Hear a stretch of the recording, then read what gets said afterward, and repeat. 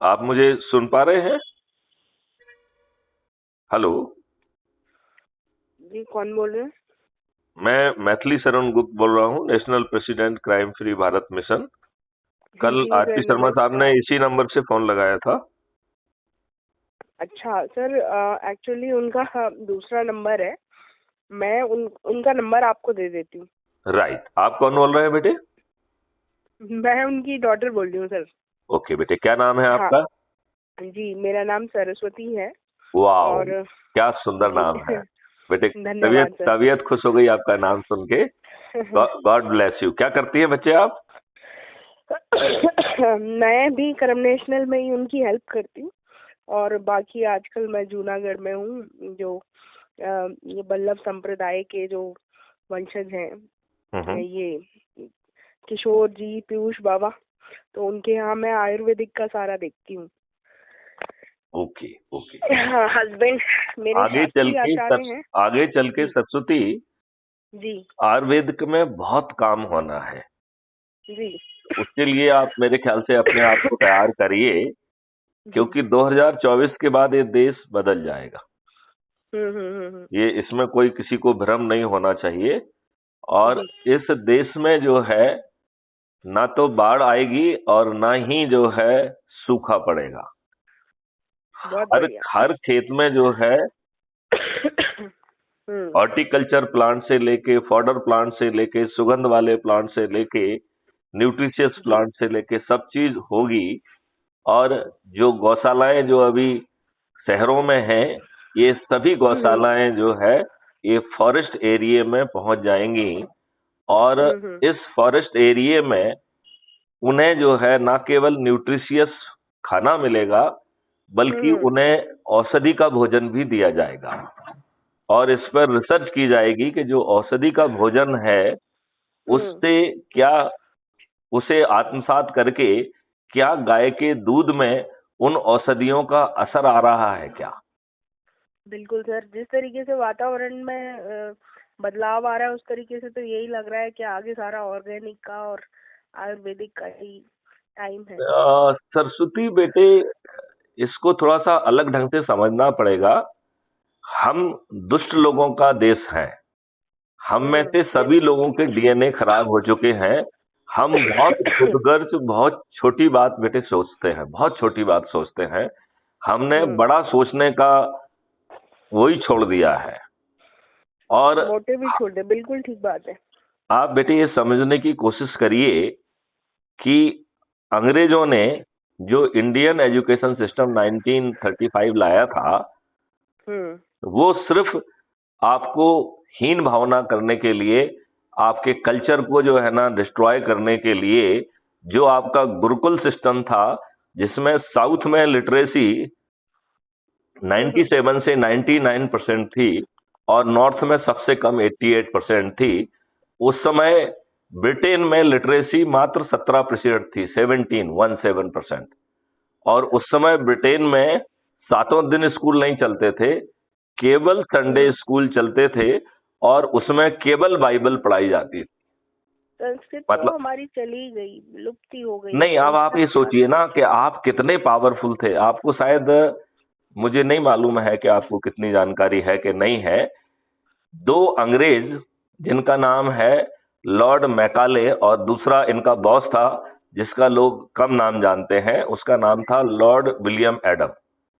हम्म इन दोनों लोगों ने भारत के हर नूक एंड कॉर्नर में, हर कोने कोने में भ्रमण किया और एक 1780 पेज की रिपोर्ट हम्म फरवरी 1835 में ब्रिटिश पार्लियामेंट में पेश की, जिसका हम्म ओपनिंग रिमार्क था, I traveled every nook and corner of the country. I did hmm not find single poor man or beggar. फिर उसने गुरुकुल के बारे में ये सब बताया। हम्म साउथ में जो गुरुकुल थे, 57% प्राचार्य जो है वो महिलाएं हुआ करती थी। जिस समय हम्म अंग्रेजों के यहाँ पे ये मान्यता थी ब्रिटेन में कि महिलाओं में आत्मा ही नहीं होती है, उन्हें वोटिंग राइट भी नहीं था। तो ये हम्म अनपढ़ गवार लोग भारत जैसे विद्वान लोग देश में, ये हम लोग जो है अशिक्षित हो गए और ये शिक्षित हो गए। और हमारे दुष्ट राजनेताओं ने, आप ये बताइए बेटे, मैं आपसे एक छोटी सी बात पूछता हूं, यदि आप गुलाम हैं और एक जो शासक देश है वो नियम कानून आपको शोषित करने के लिए, शासित करने के लिए, आपको कुंठित करने के लिए, आपकी कहना चाहिए कि सेल्फ एस्टीम को कुचलने के लिए और आपका दोहन करने के लिए कानून बनाएगा, या भारतीय गुलामों के विकास के लिए कानून बनाएगा? तो उन्होंने तो ये दोहन करने के लिए, कुचलने के लिए, कानून बनाया, राइट? करने के लिए बनाया। फिर उन्होंने जो व्यवस्था बनाई वो भारतीय गुलाम उनके सामने गुलाम थे और वो व्यवस्था लॉर्ड थी, राइट? और वो न्याय का ढकोसला करते हुए फ्रीडम फाइटर्स को बिना बड़ी गलती के भी फांसी के फंदे पे चढ़ा देती थी कि नहीं चढ़ा देती थी? बिल्कुल। विडंबना ये है कि आज भी तो हम कुछ चीजों में आजाद नहीं हो पाए, आज भी तो उन्हीं की पद्धति पर। नहीं, ये विडंबना, हम आजाद नहीं हो पाए, इन दुष्ट राजनेताओं ने वही सिस्टम जानबूझकर आपके ऊपर थोपा हुआ है, बांध के रखा हुआ। बिल्कुल ठीक कह रहे हैं। मैं लाइन नहीं, ये कोई भाई, जैसे एज्यूम करिए कि जब हमारे पास कानून बनाने की शक्ति थी और शक्ति है, तो हमारी पहली प्राथमिकता होना चाहिए कि हम अंग्रेजों के नियम कानून और पूरी व्यवस्था को बदलें, राइट? और किसी को भी लॉर्ड ना बनाए, ना ब्यूरोक्रेसी लॉर्ड होना चाहिए, ना जुडिशरी लॉर्ड होना चाहिए, लॉर्ड होना चाहिए। बिल्कुल ठीक बात है। उसमें से जो निकल के आए, नहीं, जनता लॉर्ड होना भी एक मूर्खतापूर्ण कॉन्सेप्ट है। Nobody would be the Lord. जो भी अधिकार हैं वो न्याय डिस्पेंसेशन के लिए हैं, और यदि सीट पर बैठा हुआ व्यक्ति न्याय डिस्पेंसेशन नहीं करता है और शुद्ध जो है बदमाशी करके गलत निर्णय देता है, तो उसे अकाउंटेबल बनाकर उसे कंपनसेशन देने के लिए व्यवस्था भी होना चाहिए।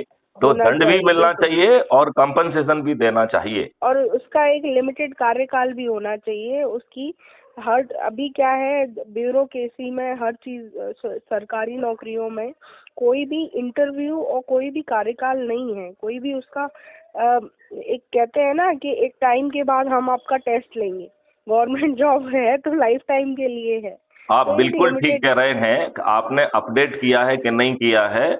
आगे के प्रमोशंस आपको तभी मिलेंगे जब आपने पूर्व समय में अपनी रिस्पॉन्सिबिलिटी को ठीक ढंग से निर्वहन किया है, आपने गलत निर्णय नहीं लिए हैं, आपको कंपनसेशन देने की जरूरत नहीं हुई है। पहले तो ये कंडीशन रहेगी। और दूसरी बात, जो नई चीजें हैं उनको आपने सीखा है, तो आपका जो है कॉम्पिटिटिव एग्जामिनेशन भी होगा। तो आपका कहना बिल्कुल सही है। डिपेंडिंग ऑन परफॉर्मेंस होना चाहिए। बहुत सारे जो ऊंचे आप तो जो परफॉर्मेंस है, ये परफॉर्मेंस का क्राइटेरिया ही हमें बदलना पड़ेगा। आज ये दुष्ट जो है, बॉस लोग जो हैं, वो अपनी धाक जमाते हैं और उस परफॉर्मेंस के नाम पर वसूली भी करते हैं और अन्याय भी करते हैं। तो परफॉर्मेंस का हमें डिफरेंट यार्डस्टिक बनाना पड़ेगा जो ऑटोमेटिकली कैलकुलेट होगा। मात्र 10% जो है, जो उसका वेटेज है वो बॉस के द्वारा आएगा, और यदि वो बाकी जो ऑटोमेटिक असेसमेंट है उससे यदि वो इनकंसिस्टेंट होता है, मतलब उससे यदि मेल नहीं खाता है और अधिकारी उसे ठीक ढंग से जस्टिफाई नहीं करता है, तो सिस्टम उस बॉस के असेसमेंट को ओवर रूल करके सिस्टम के इक्विवेलेंट करके उसको वो कर देगा। और आगे चल के जो अभी जो ट्रांसफर का जो इनका उद्योग चलता है, जिसको ये मिसयूज करते हैं, जिसको ये अनावश्यक ब्यूरोक्रेसी पर दबाव बनाने के लिए यूज करते हैं, वो transfer and posting will be merit come performance based, and उसमें आपसे जो है ना ऑप्शन लिया जाएगा कि आप कहाँ जाना चाहते हैं। बिल्कुल। यदि यार्डस्टिक है कि आप गृह जिले में नहीं जा सकते हैं, तो उन चीजों को पहले से इंडिकेट किया जाएगा कि इन जगह आप नहीं जा सकते हैं। जब आप अपने ऑप्शन सेलेक्ट करेंगे तो वो जगह आपको दिखाई ही नहीं देंगी, क्योंकि सिस्टम उनको हटा देगा। बहुत अच्छी बात है सर। बहुत समय बाद हम लोग पहले अन्ना जी से जुड़े रहे, तो किसी से इतनी ही अब अन्ना जी के साथ प्रॉब्लम ये थी कि अन्ना जी दूसरे के दिमाग से चल रहे थे। अन्ना जी के बिल्कुल साथ ठीक प्रॉब्लम बात ये है। थी कि उन्हें इतनी समझ नहीं थी कि सिस्टम से ज्यादा सिस्टम में कौन बैठा है उसकी सोच क्या होना चाहिए। तो बिल्कुल जब जब जो है ना नरेंद्र मोदी जी आए तो उन्होंने 5 साल तक तो लोकपाल की ही पोस्टिंग नहीं की। बिल्कुल ठीक बात है सर। मैं चाहती हूँ कि एक बारी बाबूजी को भी लाइन पे ले लिया जाए, तो मैं उनको लाइन पे ले रही हूँ।